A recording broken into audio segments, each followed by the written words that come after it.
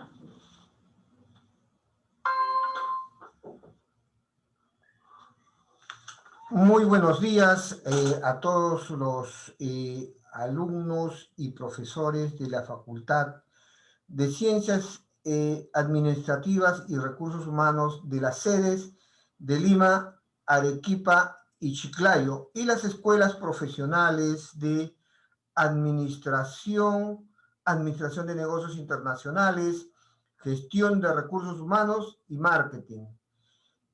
Soy el profesor Luis León Avilés, he sido designado por la facultad como presentador de esta videoconferencia. Considero que ustedes, al escuchar y al tomar nota y al poder insertarse dentro de un tema tan importante como es las cadenas productivas de la agroexportación, coadyuvará a que ustedes tengan una mirada diferente sobre este importante sector, sobre todo en lo que constituye nuestro problema de pandemia. La 9ª jornada de intercambio de experiencias empresariales y de negocios, que constituye una experiencia de aprendizaje como complemento a la formación profesional de los estudiantes, diseñado como un espacio de reflexión, análisis y juicio crítico de buenas prácticas empresariales y de gestión, les permitirá conocer la versión de los actores principales del mundo de los negocios.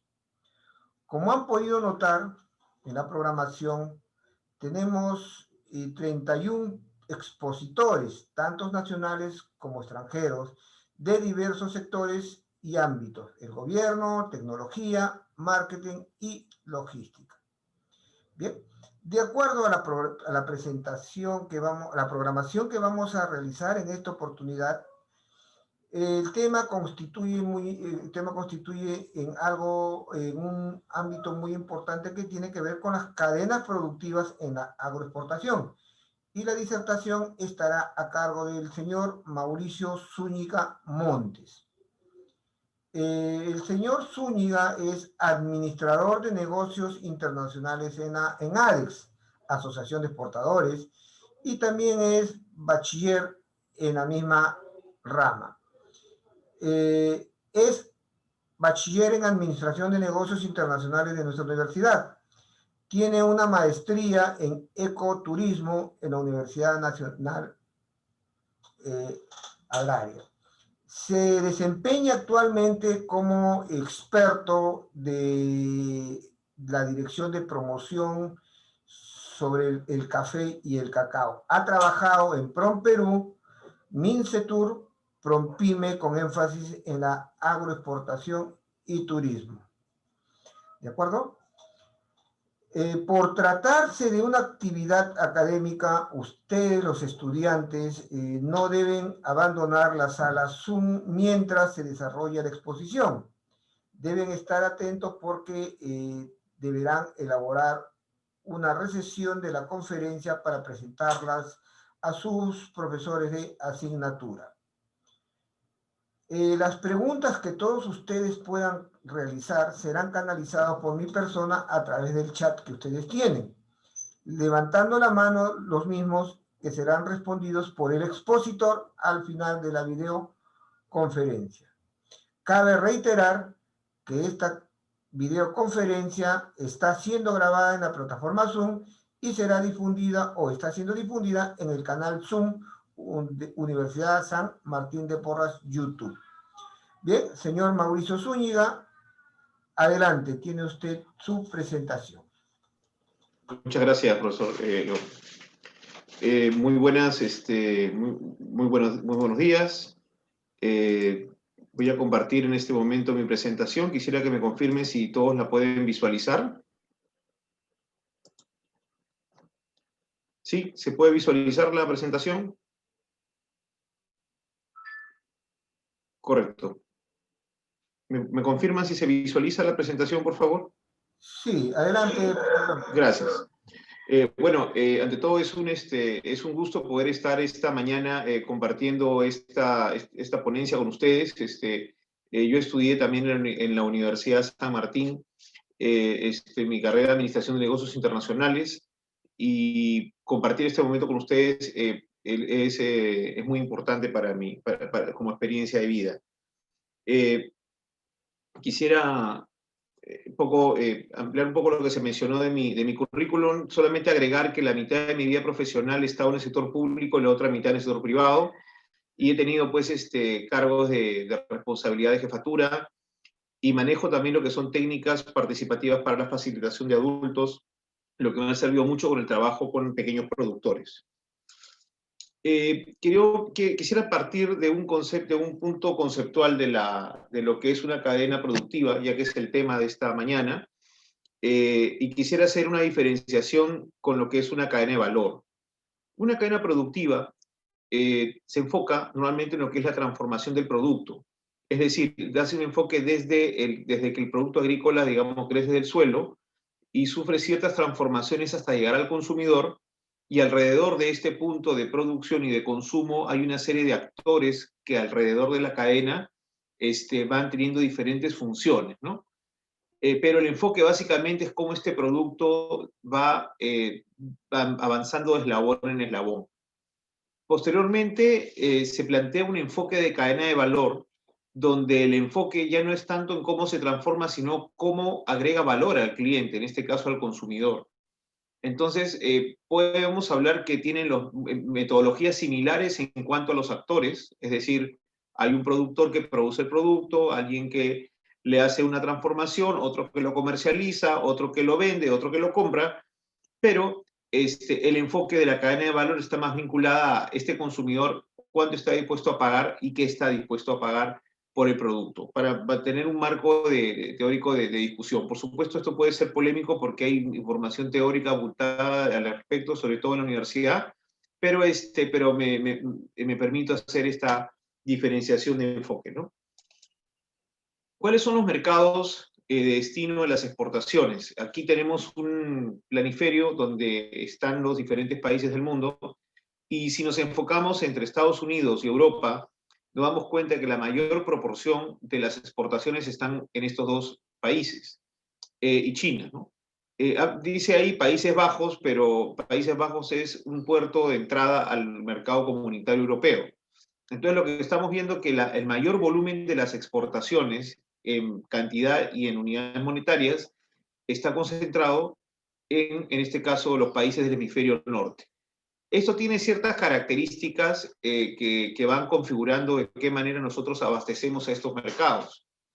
Una es que la contraestación, cuando estos países, digamos, entran en un invierno muy crudo, nosotros por nuestra posición geográfica, estar cerca al trópico, podemos abastecer de productos cuando ellos no los tienen.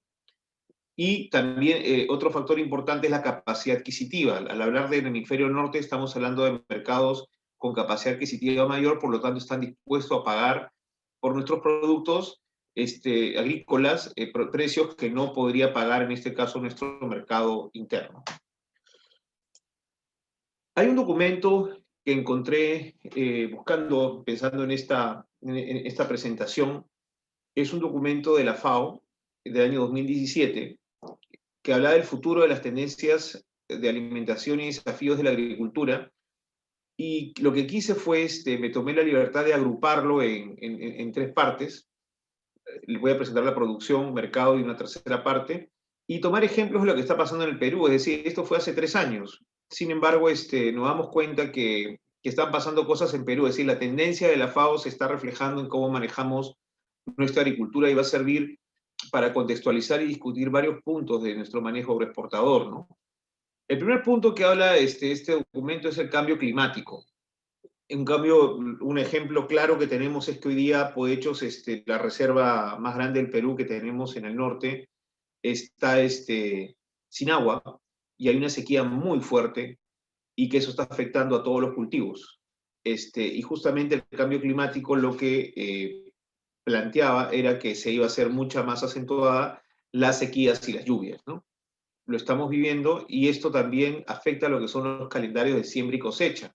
Es decir, los negocios de exportación, en el momento de agroexportación, diseñan y planifican el cultivo del producto y su cosecha en función a qué falta en el mercado en esa época, es decir, le llaman ventana comercial. Cuando el mercado internacional le falta un producto, el Perú lo tiene. Ese es uno de los casos, por ejemplo, el mango es un caso, ¿no? En este caso sucede esto, el espárrago también. Hay épocas en que no hay nadie más que tenga producto y lo tenemos nosotros. Y podemos manejar nuestro calendario de cosecha de siembra, de siembra y cosecha, de tal manera que podemos abastecer al mercado cuando falta, en este caso cuando está faltando producto. Y esto nos permite tomar precios muy interesantes. ¿Y qué ocurre con el cambio climático? Por las razones climáticas comienzan a variar esa forma de producción y tenemos que adaptarnos a estos cambios que ya no son tan favorables por el tema de precios, ¿no? Otro punto es la productividad agrícola e innovación. Esa es una de nuestras tareas muy fuertes porque estamos hablando que los países comienzan a desarrollar, por ejemplo, con tecnología los organismos modificados genéticamente. Hay startups de innovación sobre productos de tecnologías adecuadas a la agricultura, las tecnologías como los agrotech que están orientados hacia lo que es la tecnificación. Y lo que nos ocurre a nosotros es que nuestra producción agrícola no es una producción de volumen. Es decir, nosotros tenemos productos muy apreciados en el exterior, pero son productos considerados especiales. Es decir, no estamos hablando de una despensa de granos. Vean nomás su cocina, ¿no? No somos, la producción de arroz que tenemos se consume prácticamente a nivel nacional, pero somos fuertes importadores también de arroz, que es el cereal, digamos que tenemos lo mismo la carne, la leche, son productos en los cuales no somos competitivos a nivel internacional, pero en el caso de, por ejemplo, las ensaladas, las paltas, por ejemplo, que van ensaladas, las frutas como el mango, el plátano, la uva, ahí sí tenemos una buena participación. Entonces son productos que no son productos de consumo, vamos a decir, masivo, de primera necesidad, y entonces es importante entender que tenemos que alcanzar niveles de productividad altos, pero no con los conceptos del producto a granel. Eso es lo que yo quería conversar. Lo mismo pasa con el cacao y el café. No estamos hablando de extensiones grandes de café y cacao estándar, sino estamos hablando de cafés especiales y cacao finos de aroma. Entonces tenemos que lograr una productividad, pero manteniendo la calidad y manteniendo la exclusividad del producto. Y esto se tiene que lograr con tecnología y con innovación. Otro tema muy relevante en nuestra realidad es el tema de las plagas y enfermedades transfronterizas. Y aquí he puesto el Fusarium para el caso del banano. El caso del banano, el banano de exportación, vamos a decir, en los años 50 había una variedad que se llamaba Glot Mitchell, que fue desplazada por un virus que se llamó el mal de Panamá. Y este banano fue reemplazado por el Cavendish, que es la variedad que hoy día, digamos, consumimos normalmente en la industria, ¿no? Es la la industria bananera, es el banano de exportación más común. Y hoy en día hay una plaga que se estuvo monitoreando que se llama el Fusarium, y esta planta, digamos, esta plaga del año pasado ya llegó a Sudamérica, y muchos países comenzaron a cerrar la frontera. Incluso hubo una misión de empresarios de piuranos y peruanos de banano que viajaron a Costa Rica, y a pesar que viajaron no pudieron entrar a los campos de cultivo por temor a que ese virus destruya, en este caso, los cultivos. Es un virus que amenaza con lo que pasó hace 50 años, o bueno, ya 70 años, con el mal de Panamá. O sea, podría destruir el Cavendish y tendría que venir otra variedad. Entonces, esto obliga a que haya mucha investigación al respecto para poder hacer digamos, tratamientos al producto que pueda resistir estas plagas, ¿no? Y esto lo estamos viviendo hoy en día. Tenemos conflicto, crisis, desastres naturales. No está bien alineado, pero estamos hablando del fenómeno del Niño justo el año 2017. Eso lo vivimos realmente. Cambios estructurales y de empleo, puesto la ley agraria. Recientemente han habido manifestaciones en Ica pidiendo que se derogue la ley, y eso es todo un conflicto porque, por un lado, el sector agroexportador empresarial argumenta que gran parte del éxito y del crecimiento de las agroexportaciones ha sido gracias a la regulación, y por otro lado, muchos productores y sectores importantes de los productores argumentan que las condiciones de trabajo pues, no son las que ellos merecen respecto a los derechos laborales, ¿no? Y esto es un tema que van a tener que resolver, y que hoy día pues, ha generado un foco de mucha violencia, ¿no? En un escenario de pandemia. El otro punto que me tomé la libertad de agrupar es el tema de mercados. Un tema importante, por ejemplo, es el crecimiento demográfico, la urbanización y envejecimiento. Como dato, nuestro país en el año 2015 la esperanza de vida era 76 años, y para el 2050 es de 79 años. Es decir, el hecho de que las personas vivan hasta esa etapa no es que llegan, digamos, disculpen la palabra, con las justas. Llegan con una red de contactos, con capacidad adquisitiva, con hábitos alimenticios, y eso implica a que esta población que va envejeciendo requiere alimentos justamente de cierto tipo, normalmente más saludables. El mismo tema de la urbanización, que es decir, las ciudades se van volviendo más grandes, y el ritmo de vida de la ciudad los obliga a tener alimentos de consumo más rápido, pero a la vez saludables.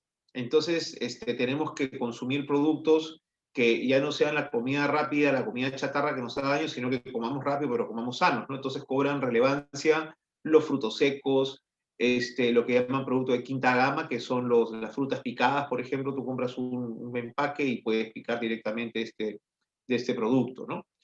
Las preguntas las vamos a responder al final. Por favor, pregunten todo lo que necesiten. Se están registrando para que al final de la conferencia se van a hacer las preguntas. Y si no hubiera al tiempo, tienen mi correo electrónico y con todo gusto yo los puedo atender también. En salud y nutrición, es otro de las tendencias y los cambios que hay. Es una sociedad más informada, por lo mismo que hay la tendencia a envejecer más tiempo, digamos, alargar la esperanza de vida. Significa que quieren una vida más saludable, por lo tanto los hábitos alimenticios están por este lado, ¿no? Esto, por ejemplo, ¿qué conlleva? Evidencias son el tema de ciclovías en las ciudades. Esto genera una serie de alimentos, de bebidas, alimentos rápidos de consumo, y esto, las loncheras de los niños, el etiquetado de los productos. Entonces, estas tendencias son las que nos vamos a ver inmersos, y que hoy en día en nuestro país lo estamos viviendo. Crecimiento económico mundial, inversiones, comercio y precio de los alimentos. Un tema acá que vamos a ver un poquito más adelante es que, a pesar del COVID, las agroexportaciones han crecido. Es decir, y a pesar de la crisis del 2008, es decir, es un sector, y estamos hablando del Perú, que, como les digo, no es que tengamos alimentos de primera necesidad. Es decir, ni el café, ni el mango, ni el banano, ni el espárrago, ni las paltas, ni las uvas son primera necesidad. Y a pesar de eso, los niveles de consumo han crecido, de exportación y producción han crecido, y como se ve más adelante, de acuerdo a la tendencia. Entonces, estamos viendo que esto también nos impacta. El aumento de competencia por recursos naturales. Esto significa, por ejemplo, un factor clave para la agricultura es el agua. el agua tiene, el agua como está regulada en nuestro país requiere una administración de la misma, con autorizaciones, con accesos, y esa es una preocupación de muchos de las empresas de poder tener acceso a los recursos, ¿no? Lo mismo, ¿cómo se llama? Hablamos del agua, hablamos y del ciclo de la generación del agua, ¿no? Por ejemplo, en la parte de los páramos donde se forma el ciclo.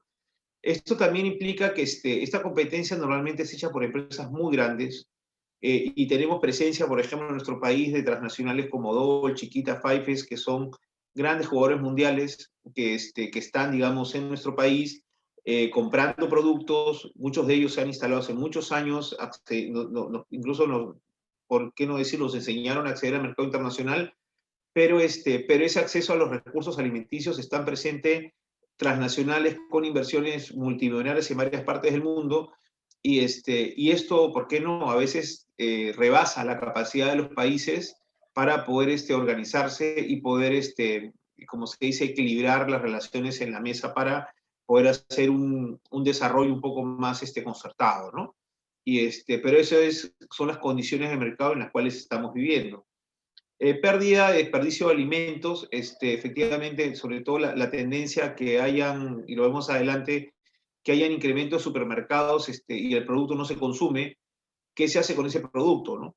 Entonces, esas pérdidas y desperdicios, la industria se está preocupando, y por eso hay una tendencia cada vez mayor a certificar la producción con una huella hídrica, una huella de carbono, economía circular, es decir, diseñar procesos que permitan que los desperdicios sean cada vez menores, que haya de alguna forma un retorno hacia la tierra a través del compostaje, el tema de menores empaques, tratar de biodegradar mucho más la industria y tratar de impactar menos en el ambiente, ¿no?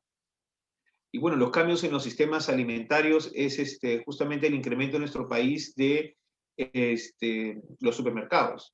Es decir, cada vez más, si uno va a comprar, digamos, alguna fruta, uno es más observador con respecto a la calidad, cómo se presenta.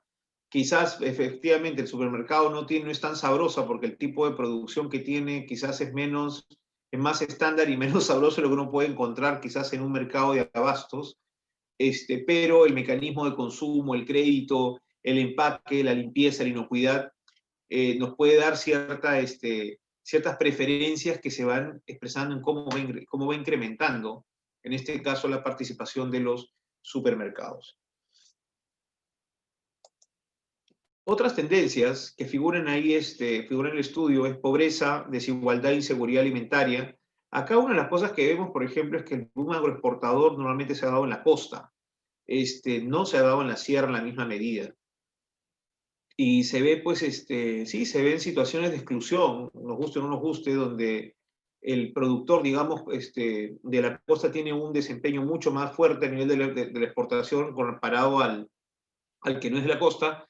Y bueno, y la dinámica, cómo esto se refleja en el desarrollo también, hay serios cuestionamientos, ¿no?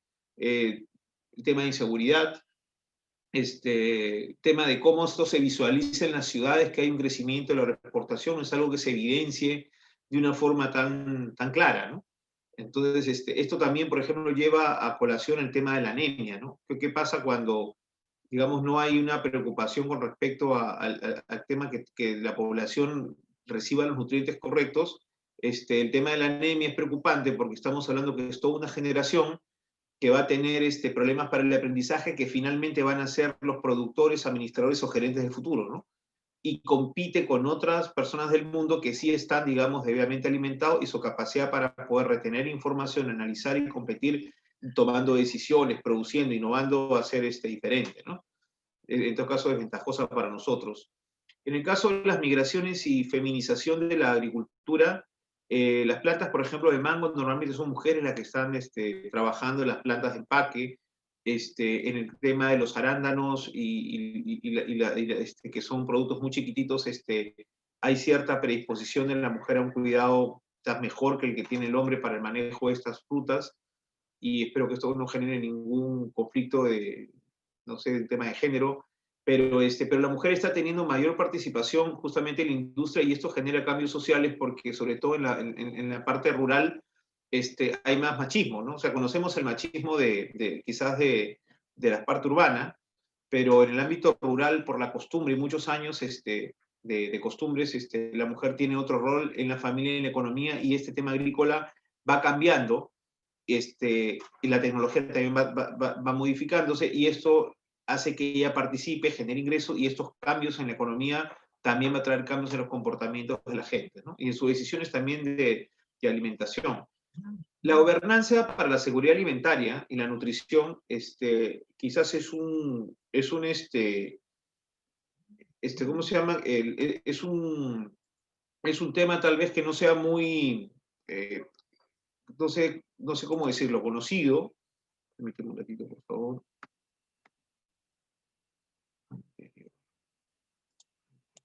Ya. El tema de la gobernanza, decía, es un tema que tal vez no sea muy conocido, pero lo que estamos hablando es cómo se organiza la sociedad alrededor del manejo, en este caso, de los alimentos. Por ejemplo, el SENASA, que es la Autoridad Sanitaria Nacional, lo que busca, y lo que buscan todos los países, y el Perú no es la excepción, es dar confianza a los mercados que tenemos un sistema sanitario interno que le va a permitir a cualquier país y consumidor decir si yo como el Perú como sano. Pero en la práctica eso no está ocurriendo, no porque el SENASA no haga un buen trabajo, sino porque los organismos sanitarios de los países que nos compran los productos se manejan directamente y prácticamente no tienen que ver con nuestro sistema sanitario. Es decir, si usted quiere exportar a Estados Unidos directamente viene aquí y saca el producto, le autoriza y usted, digamos, le pide al SENASA un certificado sanitario, pero en sí el sistema sanitario de Estados Unidos es prácticamente directo con las plantas de proceso. Y eso pasa también en el tema pesquero. Entonces, ocurre eso cuando nuestro sistema todavía no logra brindar un sistema de confiabilidad al mundo de que se está trabajando de manera inocua los alimentos. Esto es algo que quisiera dejar, digamos, que se tenga, que se considere, ¿no? Por eso es importante este tema de cómo se organiza la sociedad para hacer una gobernanza adecuada en la seguridad alimentaria. Finalmente, el financiamiento para el desarrollo, lo que leí en este documento es que se está orientando mucho en el África, que es quien en este momento están, digamos, pasando un peor momento en cuanto a su proceso de crecimiento. Y bueno, el reflejo en el periodo es que cada vez tenemos menos ONGs. Cada vez la cooperación con nosotros ha sido menos proactiva, se está retirando, y eso es parte de cómo se llama, de poder, de ver de que nuestro país está agarrando cierto nivel de desarrollo que, bueno, que ya no amerita ese financiamiento. Pero igual, pues no sé, lo vamos a mencionar. ¿Cuáles son los principales productos de exportación? Los vamos a enumerar: uvas frescas, arándanos, paltas, granos de café verde, espárragos fresco, mango fresco, mandarina fresca, banano orgánico fresco, cacao en grano, quinoa en grano. Aquí la reflexión que cabe es lo siguiente. Estos productos más o menos abarcan casi el 60% de la oferta exportable, de un crecimiento interesante, un 7%, pero si se dan cuenta, la mayoría de productos que vendemos son frescos y la otra parte de productos son granos. Nosotros consideramos estos productos como parte vamos a decir, de exportaciones no tradicionales, es decir, de valor agregado. Y aquí el concepto de valor agregado es algo que tal vez la academia debería, me parece, discutir, y porque la medida que la academia discute y los países adoptan sus posiciones, se pueden hacer unos cambios. Se dice que es valor agregado porque el cuidado de estos productos requiere una serie de, digamos, de procesos que justamente generan valor, ¿no? Como puede ser el manejo de semillas especiales, certificaciones, procesos de inocuidad y conservación para que el producto pueda llegar al exterior. Pero vamos a hablar claro, una caja de banano la cierras en su caja, la metes fresca en su caja y se multiplica por 7 y a ese precio lo compra el consumidor en el mercado europeo. Entonces, gran parte del valor se ve en la cadena de distribución y estamos hablando de meterlo en un contenedor y que llegue al consumidor final a través de un supermercado. O sea, no hay ninguna transformación.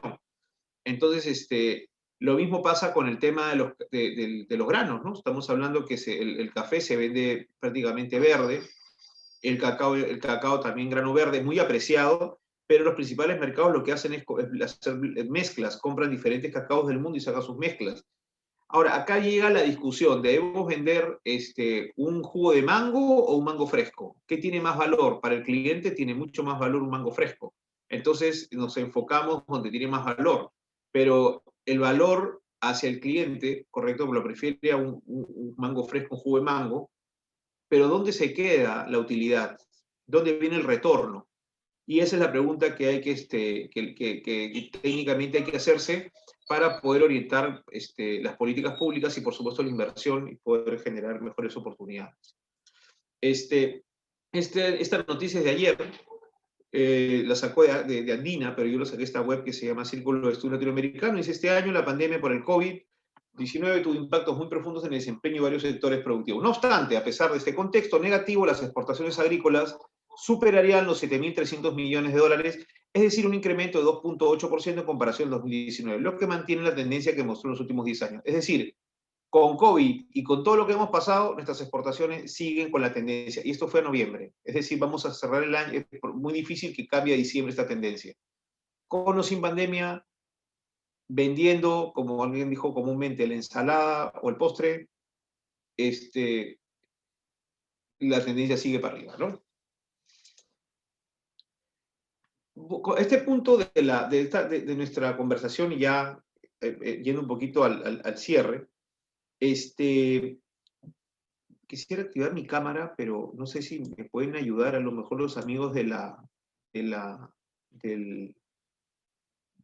¿cómo se llama? De soporte técnico, porque a lo mejor puede ir un poco mejor explicar algunas cosas. El tema de la racionalidad en cuanto a la producción pasa por lo siguiente. La recomendación es ser rentable primero en la producción, es decir, se le dice al productor, sácale el máximo que puedas a tu hectárea, tu rendimiento, no sé, tu densidad de plantas, tu cantidad de productos, tus toneladas por hectárea, y una vez que eres rentable en el campo, entonces ser rentable en la transformación, ya sea que lo conviertas en un jugo o lo trabajes fresco, utiliza el máximo horizonte de producción a nivel de transformación y finalmente la parte de comercialización. O sea, una vez que eres rentable, recién comercializa. Bueno, este esquema no ocurre en la realidad. En la realidad lo que ocurre es que el productor termina finalmente queriendo exportar o comercializar. No es en todas las cadenas, como lo vamos a ver.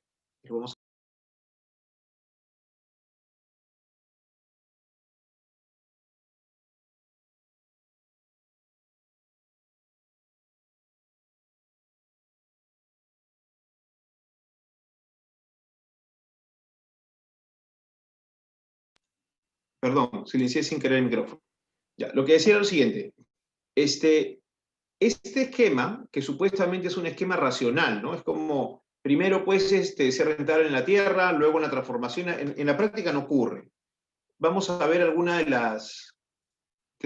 estas cosas por qué no ocurren, ¿no? Les doy 3 productos que estoy familiarizado por la experiencia que tengo acá en Piura. Por ejemplo, el banano orgánico tiene una inversión de $5.000 por hectárea, el mango $10.000 por hectárea y la uva $30.000 por hectárea aproximadamente. En el caso del banano, la mayoría son pequeños productores y ellos venden a precios fijos, es decir, solamente regulan sus precios 2 veces al año. En el caso del mango, hay diversos tamaños de empresas, hay desde empresas pequeñitas hasta grandes, y los precios son variables. Y en el caso de la uva, la mayor cantidad de las empresas son medianas grandes y tienen integrados los procesos de producción y de empaque. Es decir, en el caso de la uva, al haber una mayor inversión por hectárea, las inversiones son mucho más grandes e integran toda la cadena. En el caso, lo que vemos en el caso del banano, al ser un producto de menor valor, las integraciones vienen, son menos productores con menor hectárea o menor área por productor y requieren organizarse para poder dar una oferta económicamente sustentable hacia afuera. Y en el caso del mango, como hay toda diversidad de empresas, tenemos desde las que se asocian hasta las que usted puede venir con dinero, comprar su mango, alquilar una planta de empaque y embarcar y exportar. Lo que quiero decir es que la diversidad de frutas y cómo funciona el mercado y cómo están configurados los productores hacen que este escalonamiento racional no funcione como tal. Y por eso tenemos muchos exportadores, cooperativas de productores, por ejemplo, de banano orgánico, que exportan a los mercados del banano, algunas organizaciones en mango, y en uva prácticamente no, porque la mayoría son empresas grandes. Entonces, y aquí vemos cómo incluso la racionalidad económica también no funciona de la misma manera, porque justamente los productores de banano orgánico organizados para la exportación no necesariamente tienen los cuadros técnicos que tienen los otros, en este caso, los otros sectores. Y sin embargo compiten, y sin embargo logran colocar el producto. Es cierto, hay muchas ineficiencias en el proceso, pero el mango también lo tiene, por ejemplo, a nivel de productividad. Y la uva tuvo también reveses fuertes. Las proyecciones de uva, cuando recién cultivaron hace unos años, eran recuperar en 3 años los precios, y al año siguiente tenían los precios que ellos pensaron que iban a caer dentro de 3 años, es decir, sus retornos no fueron lo que esperaron. Lo cierto es que cuando hemos hablado con otros, he tenido oportunidad de conversar con otros productores del mundo, ellos están en un nivel de producción mucho más alto de nosotros, su productividad es mucho más alta para productos similares, y todavía nosotros tenemos una brecha y un camino largo que recorrer para coger altos niveles de productividad y poder ser competitivos. Yo quiero finalmente cerrar esta mañana esta conversación dando algunas tendencias que considero relevantes de todo lo que hemos conversado, ¿no? Uno, que existe una concentración de los mercados y de la propiedad de la tierra. Es decir, cada vez más son menos empresas los que compran y son menos empresas los que venden. Es decir, hay muchas, si quieren, pueden haber mucha diversidad en cantidad, pero hay menos que tienen más. Y esto hace esta concentración de los mercados y de la tierra, está orientada a que los procesos sean mucho más eficientes, que haya una tecnificación más rápida del proceso, se manejen mayores volúmenes, pero esto también va a tener ciertos impactos sociales que tenemos que también prever, que es parte del proceso donde estamos inmersos. Tenemos el cambio climático, ya se mencionó sobre la modificación de calendarios de siembra y cosecha, lluvias muy fuertes versus sequías muy fuertes, lo estamos viviendo ahorita en Piura, tenemos una sequía fuerte. Recién ha llovido hace un par de días, pero la reserva de Pocho está seca. Cada vez cobra más relevancia los sistemas sanitarios nacionales. Lo que explicaba, es importante, esto del COVID, por ejemplo, ha evidenciado que pues, que ha evidenciado cómo son nuestros hábitos de higiene dentro del hogar, en nuestras oficinas y en las empresas. Pero para muchas de las empresas de alimentos articuladas a la exportación, esto ya lo tienen hace mucho tiempo implementado. Las tocas para el pelo, las mascarillas, la lavada de manos, las mandiles, eso lo tienen implementado con sistemas del HACCP hace mucho tiempo, pero para la exportación, no se ha pensado para nivel nacional. Y esto nos hace pensar en que, bueno, ahora, si queremos vivir, tenemos que también acomodarnos y ser, digamos, más acordes a este estándar, ¿no? Luego, los países competidores invierten en investigación y tecnología para incrementar productividad. Ese es otro tema muy fuerte. Las plagas van a seguir, y mutan, es lo que estamos viendo incluso con el COVID para nosotros, pero pasa también en el tema agrícola. Y acá hay una necesidad muy fuerte de desarrollar cuadros, de desarrollar científicos, de desarrollar gente que investigue, que hay esta comunicación para poder acceder, para que las empresas tengan información técnica y puedan tomar las medidas para poder hacer sus productos mucho más competitivos, ¿no? Y incrementar productividad.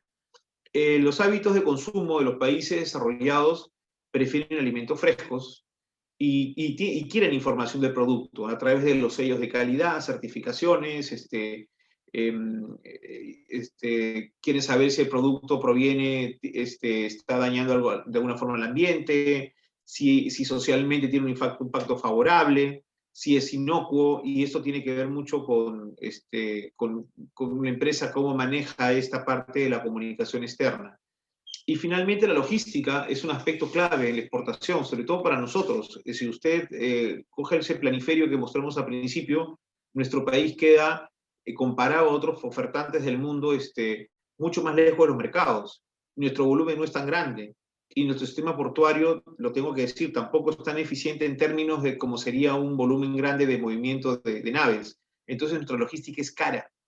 Entonces, si encima tenemos problemas de productividad, más encima una logística cara, la pelea por los mercados internacionales se nos hace mucho más fuerte. Entonces, hay que pensar también que la logística es clave y tenemos pues que tomarle mucha atención a los fletes, a los puertos, a la cadena de frío, en el caso de los refrigerados, congelados, para poder ser competitivos. Bueno, muchas gracias. Eso he dado fin a mi presentación, y si hubiera alguna pregunta, yo con todo gusto podría estar presto a responderle. Muchas gracias, Mauricio, por tu disertación. En verdad, en tiempos de COVID, la agroexportación casi no se ha parado debido a los contratos suscritos anteriormente para el suministro de los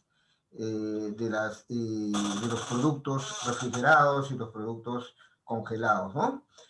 Bueno, vamos a dar entonces paso a las preguntas de los alumnos, que seguramente tendrán algunas inquietudes para poder trasladárselas inmediatamente. A ver, vamos a ver, la primera pregunta es, Mauricio, ¿cuál consideras que son las primeras dificultades o facilidades en aduanas para el sector agroexportador en asociaciones y cooperativas? Ya, bueno, en principio quisiera decir que la cámara no me está mostrando, pero le he tratado de activar para que se me pueda ver en vivo y poder atender mejor a las personas, ¿no? El problema que tienen las cooperativas o pequeños productores es un tema de capacidad de negociación con, en este caso, con los fletes y las líneas navieras. Es decir, o los operadores logísticos. Muchos exportadores, sobre todo de frutas frescas, digamos, tienen clientes afuera que se encargan de pagar el flete internacional.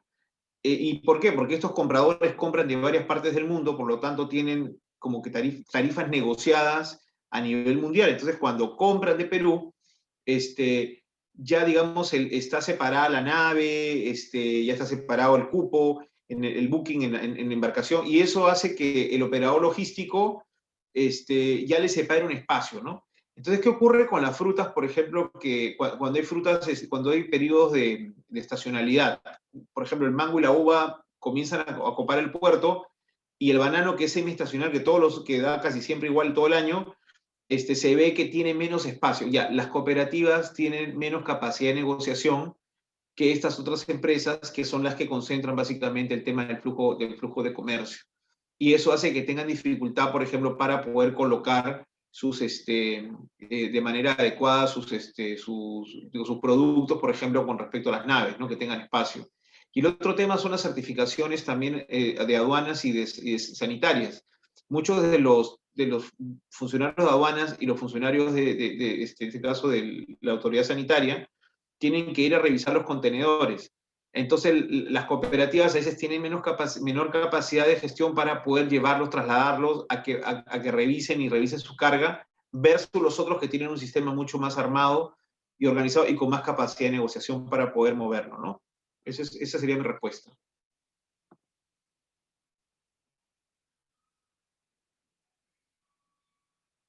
No le escucho. Mauricio, sí, aquí hay varias preguntas de los alumnos respecto al café y al cacao. La primera es, ¿cuáles son las certificaciones que tiene que cumplir un producto para poder exportar? Y otra de las preguntas también, ¿por qué África es uno de los principales exportadores de café en el mundo? ¿Qué condiciones tiene su tierra? ¿Por qué la preferencia de la exportación del café africano? Y otra de las preguntas también, ¿de qué manera se hace la exportación de café y de cacao a los mercados internacionales? Muchos de los alumnos creen de que se hace, se exporta así como nos lo venden aquí, negrito, quemado, ¿no es cierto? Y no es esa la forma de exportación. Adelante, por favor, Mauricio, con esas preguntas. Voy a tratar de resumir la respuesta porque el campo del café y el cacao es un mundo, es una presentación propia, pero voy a tratar de responder en este poco tiempo y dejar la puerta abierta que tal vez se pueda hacer otras consultas, ¿no? En el caso de los cafés y el cacao existen, en el caso de los cacao, por ejemplo, existen lo que son cacaos bulk o volumen y los cacaos finos de aroma. El cacao bulk es el cacao que se saca, digamos, a granel y su cosecha es hecha, digamos, como se dice, lo voy a decir así, al por mayor. O sea, me han comentado que incluso el cacao a veces está muy sucio, pero ese producto entra a la industria del polvo donde, digamos, se matan todo el tema microbiológico y es la que entra a la industria de la golosina, por ejemplo, ¿no? Pero en el caso de los cacaos finos y aromas, son cacaos muy especiales en diferentes lugares del mundo, cuyo producto requiere que se venda en grano, seco, y estos productos tienen un sabor muy apreciado por la industria, sobre todo la chocolatera. O sea, no estamos hablando de la industria estándar de golosinas, sino la que saca chocolates finos, y pagan precios muy superiores, ¿no? Como es un commodity, el precio de este producto se cotiza en bolsa, y un cacao especial podría costar tal vez el doble o el triple de lo que podría costar un cacao bulk, digamos, ¿no?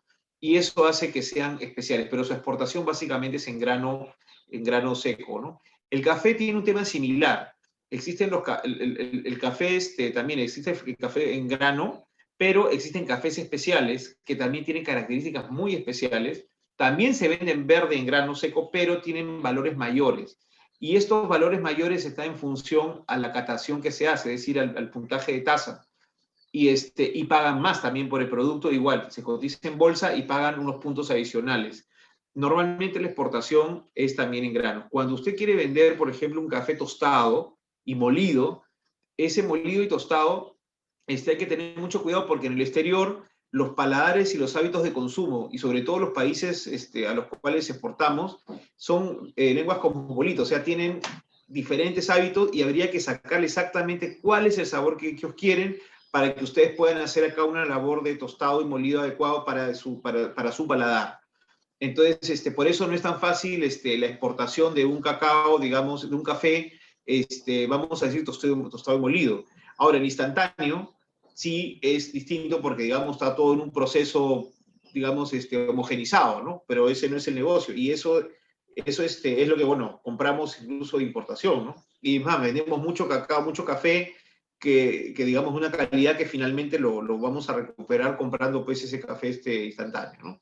Espero, me hubiera gustado más ampliar, pero muy poco tiempo para poder dar más alcances a la respuesta, ¿no?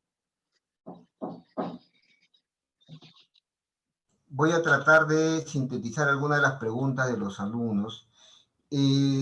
¿Por qué el cacao tunqui, perdón, el café tunqui, que es peruano, se vende en las plazas de Nueva York entre 15 y 19 dólares la taza? Es decir, alguien va a tomar su café en Nueva York, cerca de Wall Street, y una tacilla de café tunqui cuesta ese precio.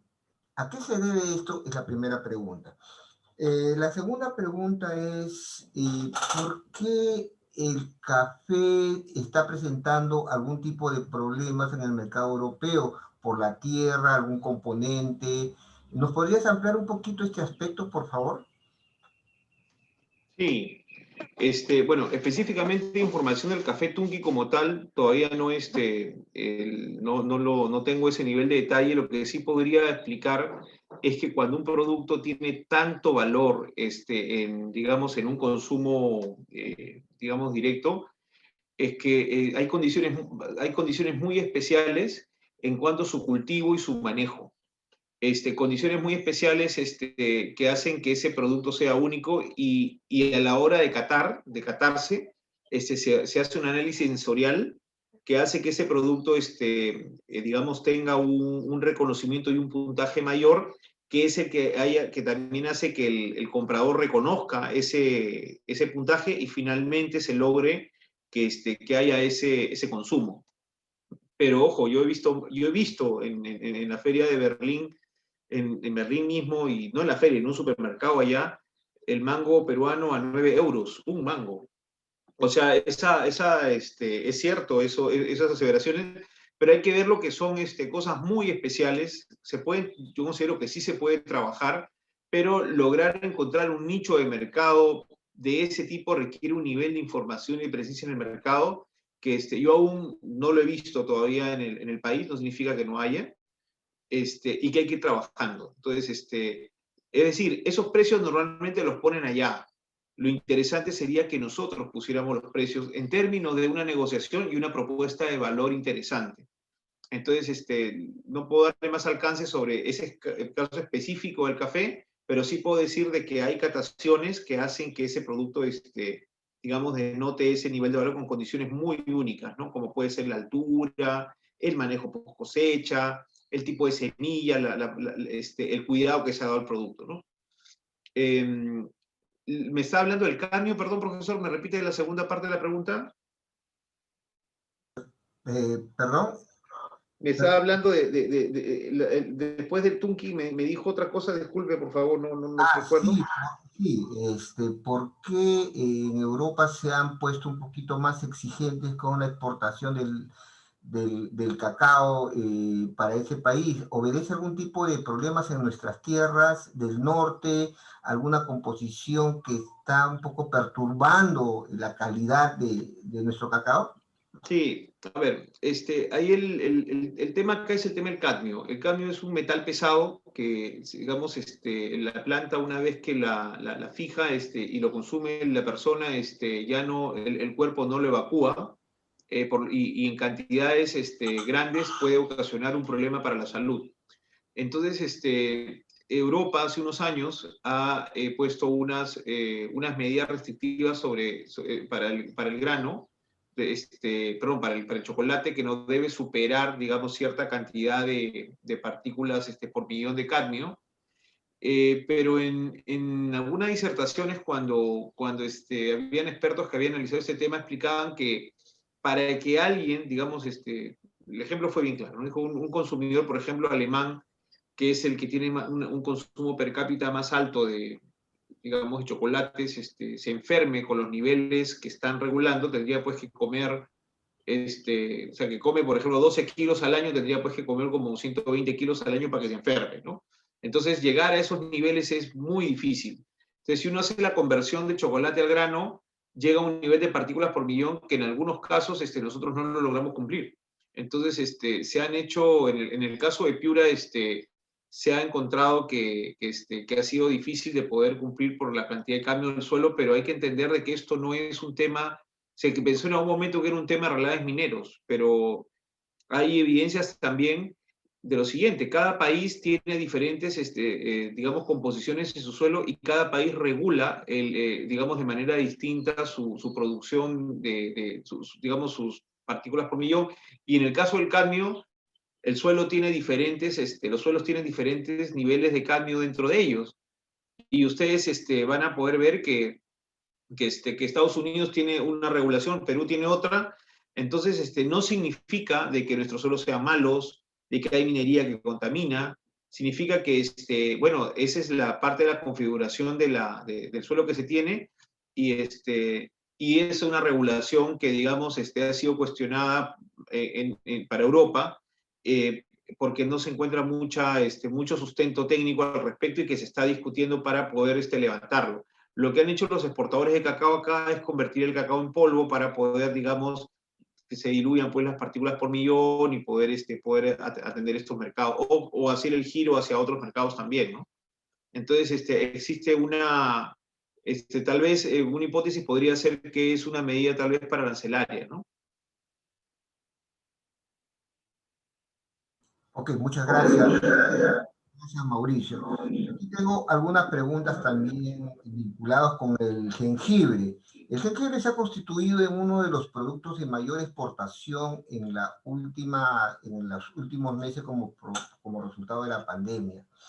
¿Qué vida le ves tú a la producción e exportación de jengibre a diferentes mercados? Porque ya nuestros alumnos de la universidad están presentando sus proyectos, no solamente como jengibre en sí, sino están haciendo jugo de jengibre, jengibre molido, ya están haciendo su producto del jengibre. ¿Tú crees que tiene más vida una vez que pase lo de la pandemia? ¿Cómo se puede desarrollar el producto dado que la producción no requiere de demasiada inversión? ¿Hay posibilidades de que se siga produciendo y exportando el jengibre? Es la primera pregunta. Y la otra pregunta es, ¿qué nos puedes decir sobre el precio adicional que se paga por el cacao en los mercados internacionales, el justo precio? Nuestros alumnos también tienen, de diferentes sedes del Perú, tienen algunos negocios pequeños en la producción de cacao y la producción de café, en pequeñas cantidades, ¿no? Pero ellos, como tienen una mentalidad emprendedora, quisieran saber también si es que pueden exportar sus producciones en pequeñas cantidades o tendrían que hacer un embarque consolidado o unirse con otros productores. ¿Cómo sería en este caso su exportación que ellos quisieran hacer? Ya, con respecto al jengibre, lamento informar que yo no tengo experiencia en ese cultivo, entonces poco mal podría pronunciarme si no tengo conocimiento de su producto y su mercado. Este, si alguien quiere más información, a lo mejor puedo investigar o conozco gente que está en el negocio, pero no podría dar un alcance porque no estoy, digamos, en ese producto, ¿no? Respecto al tema de los volúmenes de exportación de cacao, eh, pasa lo siguiente. Hay un punto, este es un análisis técnico, ¿no? De flete. Hay un punto donde, digamos, el envío de muestras, el envío aéreo y el envío marítimo, si estamos hablando de mercados digamos, lejanos, ¿no? Como puede ser Europa, Estados Unidos, va a marcar la pauta si es que el justiprecio, digamos, es el adecuado. Hay que entender de que en este caso el cacao, si usted lo vende en grano seco, digamos, va a tener que ver que usted se tiene, el precio es el precio de bolsa. Y sobre ese precio de bolsa hay unos puntos adicionales que se pueden colocar para el producto. Entonces, si el producto tiene los atributos que pide el mercado, podría conseguir precios adicionales. Y si a eso le agrega el flete, tendría que ver si ese precio adicional paga la diferencia. En mi opinión, yo veo un poco complicado que lo pague porque el costo del flete puede ser restrictivo para un volumen a granel. Entonces, normalmente, ¿cómo he visto que esto sucede en volúmenes pequeños? Que hay digamos, un broker acá, que es el que acopia la producción de varios empresarios, pequeños empresarios, y él es el que compra un lote pequeño que luego él se encarga de optimizar en el espacio con otros espacios, con otras producciones, para poder abaratar el costo del flete. De manera que ese precio sea más conveniente para todos, ¿no? Porque el pequeño productor, digamos, no tiene cómo poder llenar todo el contenedor. Y si tiene la posibilidad de hacerlo, pues el riesgo que implica hacerlo también podría ser muy alto, ¿no? Un rechazo o algo que ocurra en el camino, ¿no? Entonces, quizás una forma de comenzar para desarrollar el espíritu emprendedor es tener un broker que les compre, tal vez no va a pagar un precio tan atractivo como el que quieren, pero en ese proceso se va a aprender, por ejemplo, si el broker, por ejemplo, pide que se tenga que consolidar en Lima, van a poder experimentar qué significa enviar el producto, las mermas adecuadas, los tiempos, los costos, y una vez que tienen ese aprendizaje, a lo mejor pueden ir aumentando el volumen hasta dar el salto siguiente, ¿no? Entonces, claro, siempre hay una sensación del productor que le paga muy poco porque en el mercado internacional pagan un montón. Claro, pagan un montón porque también los riesgos que asumen son mucho más altos. Entonces, y hay todo un aprendizaje, unas relaciones comerciales muy antiguas que son difíciles digamos, de romper.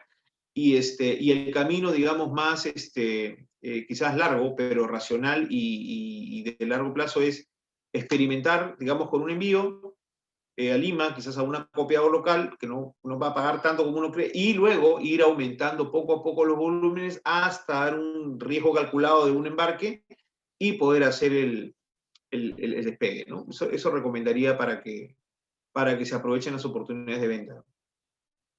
Muchas gracias. La última Muchas gracias pregunta, a y ustedes. que abuses de tu tiempo. Tú trabajas en Devida, tú eres un experto y ya has hecho trabajos de campo.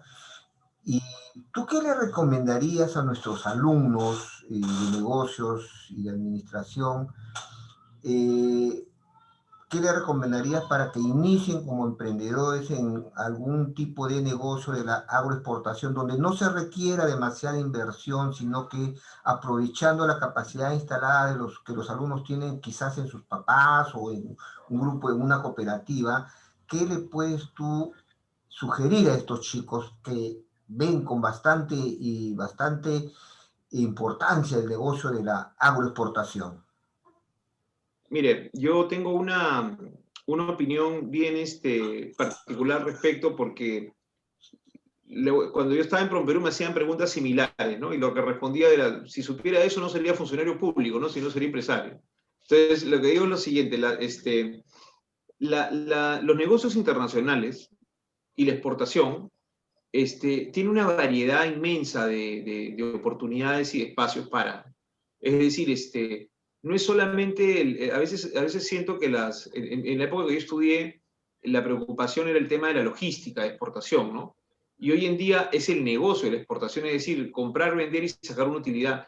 Pero el comercio exterior tiene tantos tecnicismos y tiene tantas áreas de mejora, y sobre todo nuestro país tiene un nivel de productividad tan bajo que hay que mejorar, que realmente se necesitan profesionales en muchos aspectos de la industria exportadora. Entonces, no miremos solamente el tema del negocio como una oportunidad de que yo tengo que comprar el producto, procesarlo, venderlo y ganar, porque hay miles de casos donde ese proceso, digamos, es de largo plazo hasta que pueden coger un punto de equilibrio y prosperar, que pueden desarrollarse en otras áreas de la industria, desde la parte administrativa, contable, tributaria, calidad, recursos humanos, logística.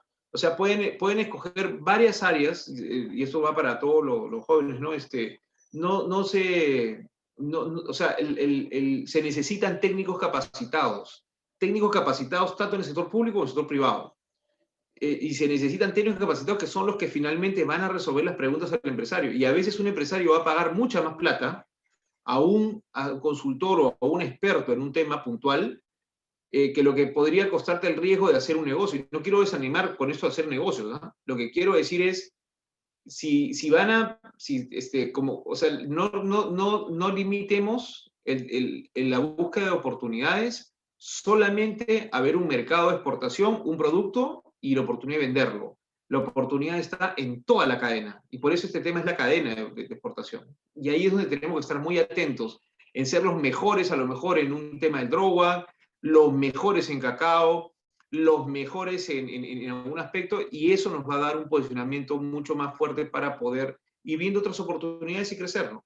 Eso es lo que yo, bueno, quizás no se comparta mucho, pero es lo que yo considero que se puede aprovechar, ¿no? Mauricio, muchas gracias por tu posición. A nombre de la facultad y de nuestro decano, el doctor Daniel Valera Loza, hace alto aprecio por tu disertación. También agradece a los estudiantes presentes, a los profesores que nos dignan con su presencia y a las autoridades por su asistencia y participación en este evento. Adicionalmente, indicarte que el certificado de reconocimiento que otorga nuestra universidad se te va a hacer llegar por los canales correspondientes. Una vez más, muchas gracias por tu participación, Mauricio, muchas gracias a todos ustedes y damos por concluida nuestra conferencia del día de hoy, que nos ha permitido ampliar nuestros horizontes desde la perspectiva académica, operativa y estudiantil sobre el sector agroindustrial. Muchas gracias, muy buenos días y los esperamos en las videoconferencias, estimados alumnos.